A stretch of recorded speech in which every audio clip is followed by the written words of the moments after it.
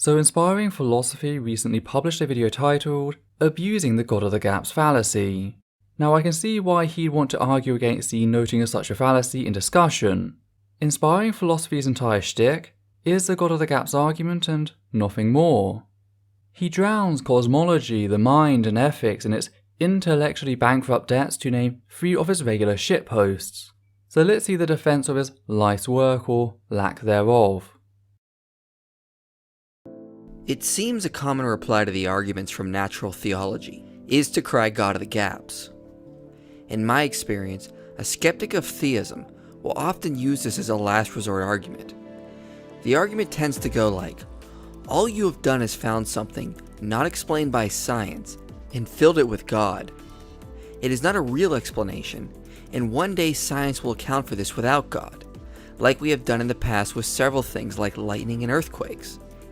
Ancient people used to think these things were caused by gods, and present-day arguments for God's existence are exactly the same.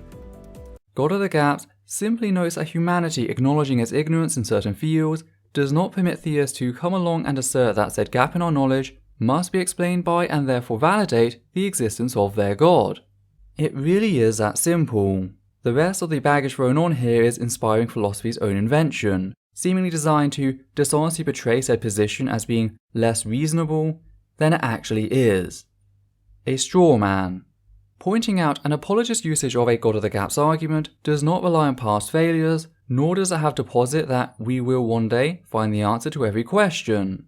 The way past failures are sometimes brought up is not as evidence that the same will be true of the modern day gaps, but rather a cautionary tale which shows us the flaws in said argument.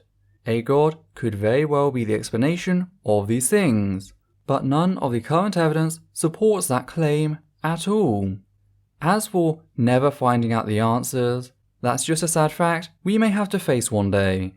Yet that in no way justifies the apologist's assertions in any way. As for this being the last resort argument, it may seem to be the last resort because once it's used, the debate is over.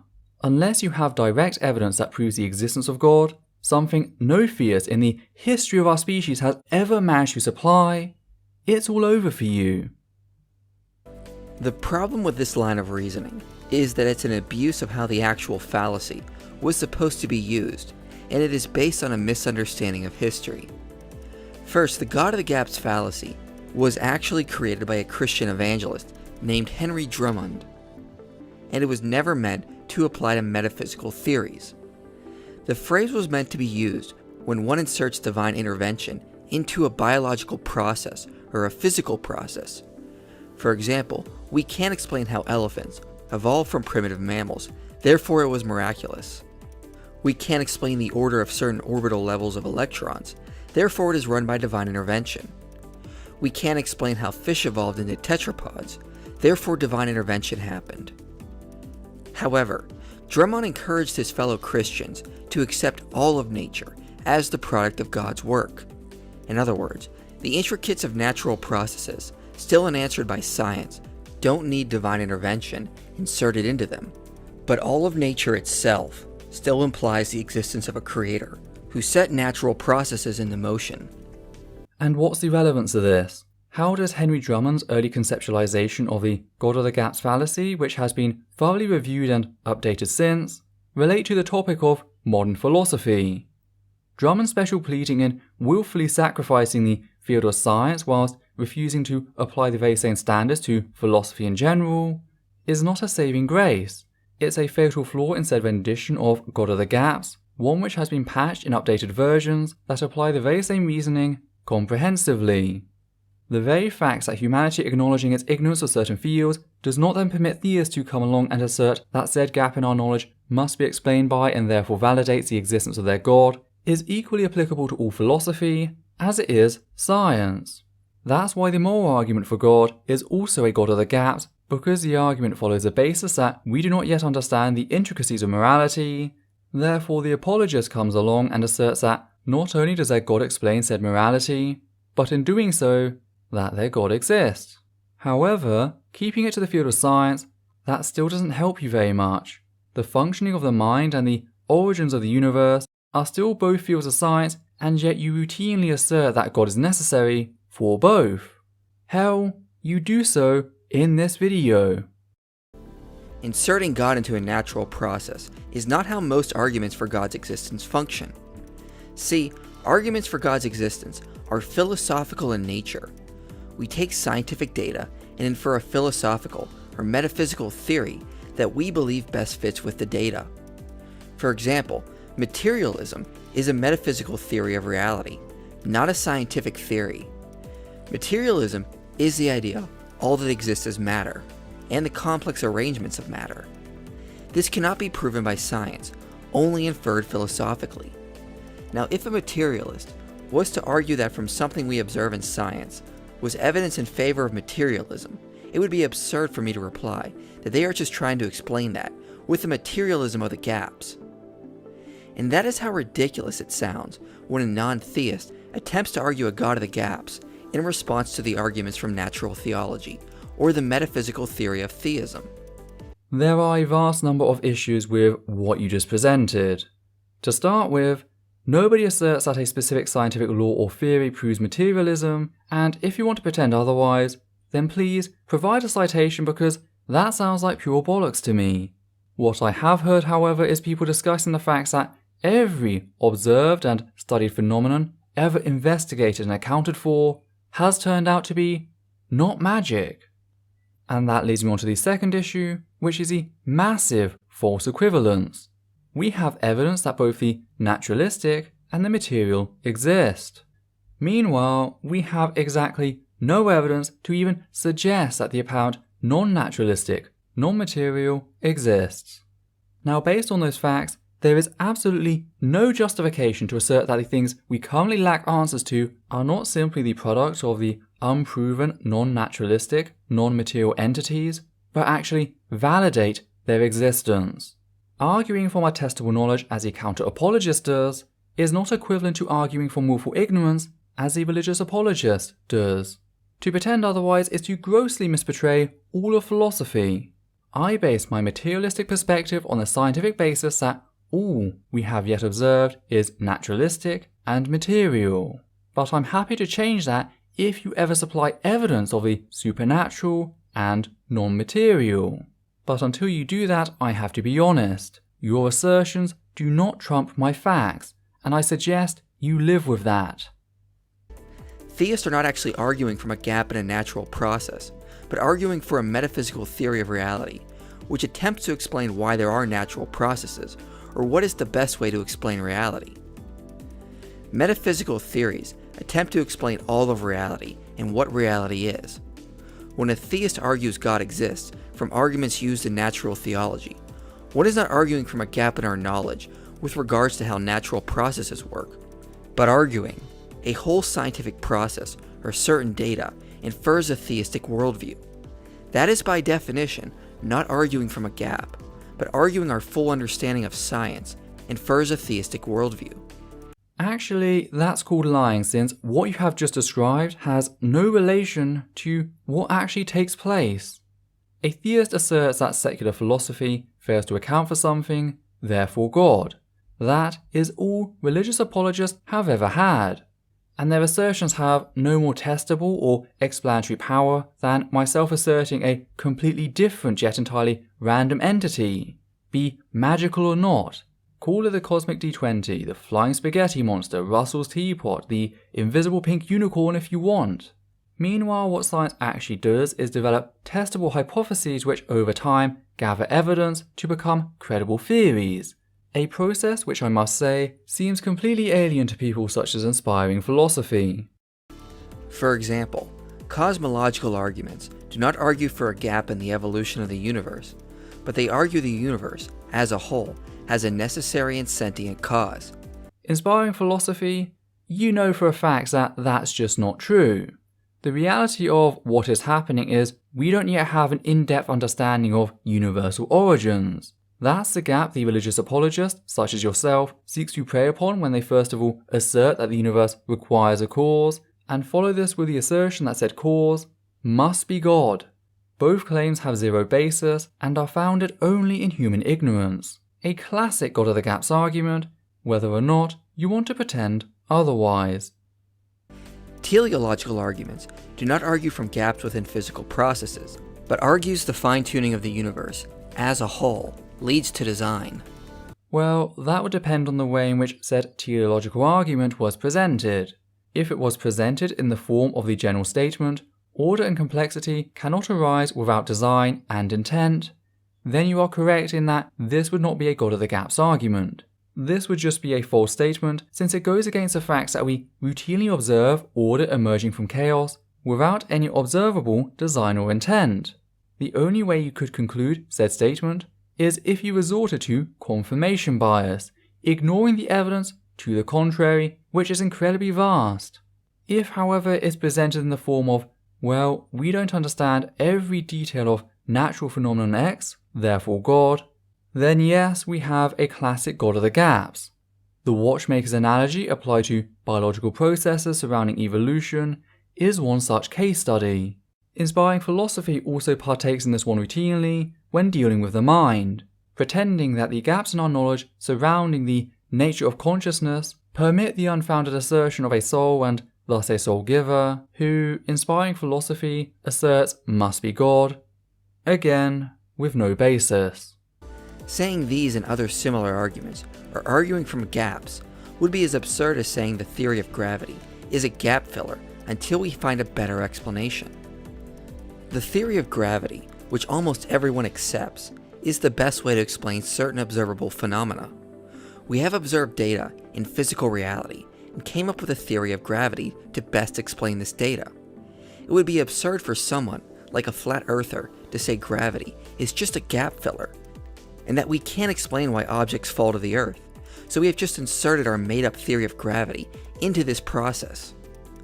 A logical person would just respond that gravity is simply the best explanation of observable data. If one day we find a better explanation, then it will replace gravity, but currently it is not just a gap filler. And when theists argue that all of reality is best explained by theism, we are not arguing from a gap in our knowledge with regards to physical or biological processes. We are arguing like one argues from the evidence for the theory of gravity. Except the effects of gravity are observable and demonstrable, whilst your God is not. Ergo, to pretend that the two are even vaguely alike proves you to be completely incapable to talk about the subject, at least honestly. This is no more than a false comparison designed to make the already willfully ignorant feel secure in said ignorance. There's a reason gravity is a well-discussed phenomenon in physics, whilst divine intervention appears nowhere in credible scientific journals, that is outside of anthropology and the discussion of said beliefs. The fact is, God has zero explanatory power. Quite the opposite. It has extreme explanatory impotence. And I mean that in a standardized usage of the phrase, which Inspiring Philosophy is completely ignoring here in his video. All Inspiring Philosophy mentions is that it accounts for the evidence. How? Well, he has no basis for that and expects you to simply take his word for it, as with everything else in his video. Fact is, this is not the only way one can assess a supposedly scientific explanation. A good scientific explanation should detail causal relations in a highly accurate and precise manner. Does saying, God created the universe, offer that? No, not at all. Unless you can specify how they did it, said assertion is useless. A good explanation should make relatively few assumptions, with each assumption weighing down said explanation like a lead weight on a balloon. Does saying, God created the universe, offer that? No. To assert such, one must not only assume such a being exists, but a variety of other assumptions, such as a mind without consciousness, the existence of the supernatural, and every other assumption that follows when the apologist inevitably asserts said God to be none other than their God. A good explanation should have predictive power, not only accounting for all the past observations, but indeed all future observations as well. Consider the fact that when a fossil is dug up, we will never find a modern dog buried in primordial rock. Does saying, God created the universe, offer us any such predictive power? Not in the slightest.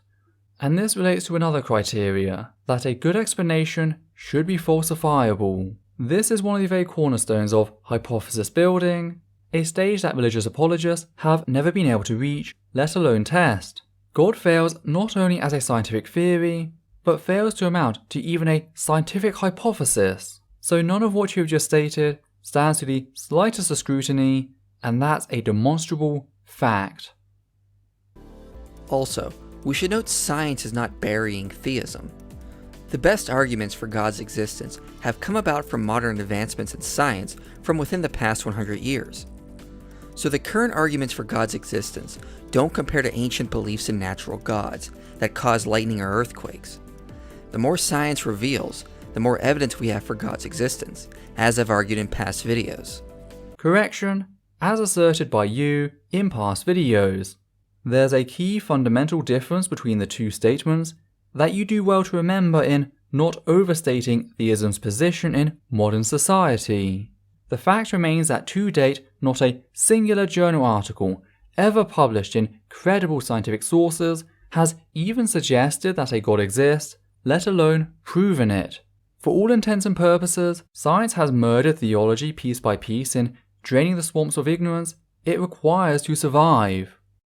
When non-theists try to use the God of the gaps argument in response to natural theology, in reality, they only shoot themselves in the foot.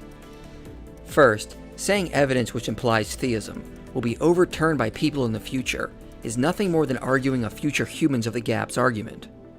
Well, that's just a strawman argument, since nobody is saying evidence that points to theism will be overturned in the future. For that, there'd have to, first of all, be actual evidence for theism, which there isn't. All we're actually saying is that the shared ignorance of humanity on certain topics is no justification to assert whatever crap takes your fancy. And yeah, I'm getting a little tired of the different ways you dishonestly present the actual issue. It seems intellectual integrity is a phrase you have no knowledge of. One is essentially saying, I don't know the answer to this, but I know more intelligent people in the future will have an answer, and I know it will fit my worldview of non-theism. Instead of offering a better explanation of the data to counter theism, one has filled a gap in their worldview with the unknown knowledge of future humans. You don't know what the future will bring, so you just can't assume more intelligent individuals in the future will find an explanation that is better than a theistic one. This is just an attempt to ignore a clear problem for a non-theistic worldview and hoping and believing it will one day go away. One does not really provide an answer, but just assumes their worldview is already correct on blind faith, and places their faith in future humans to confirm what they want to be true. Nice projection there. That's the whole basis of the God of the Gaps, that what we currently don't know as a species will, at a later date, turn out to confirm God. Of course, throughout history, this has never once turned out to be the case. Every advancement of science has revealed nothing but purely naturalistic and material processes without need of magic. Meanwhile, I don't assert that what we will find in future will validate my absence of theistic belief. Maybe one day we will discover not just evidence of the supernatural, but your God. But that possibility in no way impacts the reality right here and now. There is no justification for an individual, both educated and intellectually honest, to hold to the existence of a deity with the current information available to us as a species, not an individual, a species, a collective and demonstrable knowledge, aka science. Second, notice what they have admitted without realizing it. They have not explained how materialism, or other non-theistic views, can account for these pieces of data, but admitted these are gaps in the materialist or naturalistic view of reality. Non-theistic views cannot fully explain the data the theists have offered, and they only hope it will be explained in the future. So in saying these arguments are God of the gaps arguments, they simply assume the worldview and inadvertently admit these are gaps in their philosophical view of reality that their non-theistic theory of reality cannot account for. Thus, in reality, they admit theism is the better explanation of reality if they cannot account for this data through a materialistic worldview or offer a better and more parsimonious explanation. Thus, when a non-theist cries God of the gaps, They are not really addressing any arguments for God's existence, but admitting to us all, they are just assuming their worldview that God doesn't exist, and any evidence for God could not possibly mean that God exists. So it must just be a gap until someone comes along and solves this issue for their worldview. All they do is admit their view of reality cannot explain as much as theism can, and there are clear gaps they cannot account for within their framework.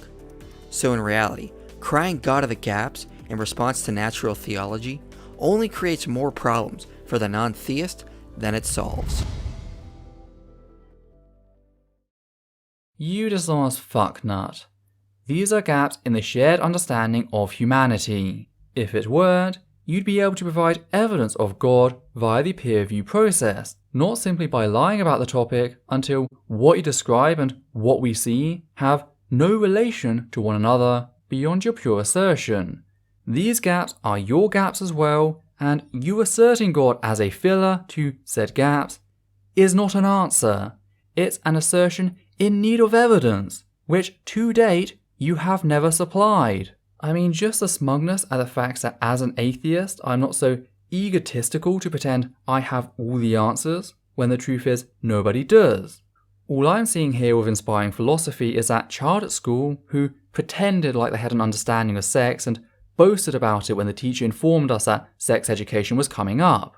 But it turned out everything they stated was total bollocks, as whilst they wanted attention, truth is, they didn't have a clue, just like Inspiring Philosophy.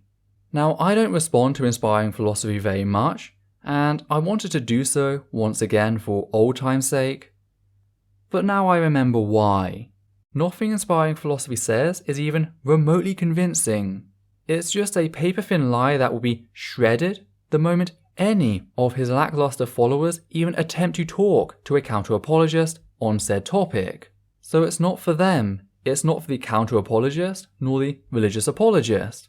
It's for those lazy-ass Christians who want to feel good about their faith by watching videos that rather smugly tell them that they're right, even though said assertions lack any and all demonstrable merit.